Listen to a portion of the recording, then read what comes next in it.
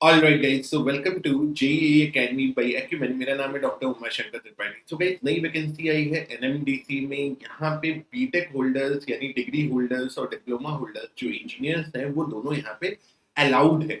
लेकिन वीडियो को शुरू करने से पहले मैं ये कहना चाहता हूँ कि जो डिप्लोमा होल्डर्स को यहाँ पे अलाउड किया गया है वो मतलब बस नाम के अलाउड है।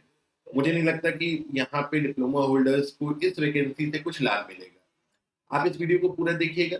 जो भी बीटेक होल्डर्स है, डिप्लोमा होल्डर्स हैं, वैकेंसीज की हम बात करेंगे, कितनी वैकेंसीज आई है, क्या प्रोसेस है, और ये भी बात करेंगे कि क्यों डिप्लोमा होल्डर्स को यहाँ पे मतलब ऑन पेपर वो अलाउड है, लेकिन एक तरीके से मतलब इस बात का कोई मतलब नहीं है उनके अलाउ होने का यहाँ पे। सो आइए चलते हैं वेबसाइट पे। तो अगर हम वेबसाइट पे है तो एनएफडीसी लिमिटेड की वेबसाइट पे अगर आप कैरियर पेज पे जाएंगे तो आपको यहाँ पे दिखेगा एम्प्लॉयमेंट नोटिफिकेशन 8/2024। और ये जो पीडीएफ है अगर आप इस पे क्लिक करेंगे तो यहाँ पे आपको इस तरीके से ये नोटिफिकेशन देखने को मिलेगा। तो सबसे पहले वैकेंसीज की बात करें तो ब्रांच वाइज ये वैकेंसी है। ये टोटल नंबर अगर आप काउंट करेंगे तो 153 वैकेंसीज है।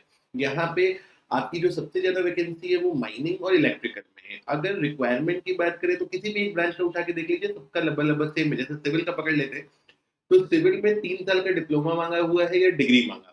तो डिप्लोमा और डिग्री दोनों ही यहाँ पे एलिजिबल है। लेकिन यहाँ पे अगर आप एक्सपीरियंस के क्राइटेरिया को देखें तो यहाँ लिखा हुआ है मिनिमम 5 साल का एक्सपीरियंस चाहिए इन फील्ड्स में। और यहाँ पे ब्रैकेट में लिखा हुआ है in case of diploma holder, यानी ये एक्सपीरियंस जो है ये सिर्फ और सिर्फ डिप्लोमा होल्डर्स के लिए। तो डिप्लोमा करने के बाद आपको 5 साल अगर इन फील्ड में आपने काम किया है, मतलब थोड़ा हंसने योग्य बात है, क्योंकि यही सोचना है यहाँ पे कि भाई अगर कोई डिप्लोमा होल्डर यहाँ पे 5 साल से इन फील्ड में जॉब कर रहा है तो वो एक कॉम्पिटिटिव एग्जाम की तैयारी कैसे करेगा और कैसे उसको क्वालिफाई करेगा। तो थोड़ा सा ऐसा लगता है कि मतलब बस डिप्लोमा होल्डर को नाम के लिए एलिजिबल किया हुआ है। ठीक है। सो अब अगर हम आगे बात करें तो सिविल इंजीनियरिंग में जाएंगे तो यहाँ पे आपको इलेक्ट्रिकल में भी यही चीज है कि आपको 5 साल का यहाँ पे चाहिए एक्सपीरियंस। अब अगर हम आए यहाँ पे कि क्या भाई एज लिमिट क्या है, तो 32 साल की एज लिमिट है। स्टाइपेंड आपको पहले 12 महीने 37,000 रुपये मिलेगा। 18 महीने क्या लिखा हुआ है, तो मैं समझता हूँ कि इसमें कोई डिप्लोमा होल्डर यहाँ पे पार्टिसिपेट नहीं करेगा।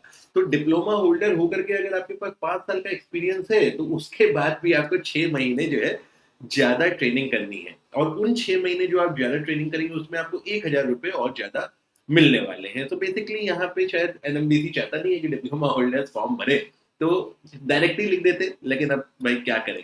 तो यहाँ पे जो पे स्केल आपकी ट्रेनिंग में के बाद आएगी वो 37,000 से 1,30,000 तक आएगी। और मतलब इन हैंड सैलरी आपको 65,000 से 70,000 के करीब पड़ेगा। तो यहाँ पे अगर आप बात करेंगे तो 250 रुपये का आपका फॉर्म है। एक इंपॉर्टेंट इन्फॉर्मेशन ये है।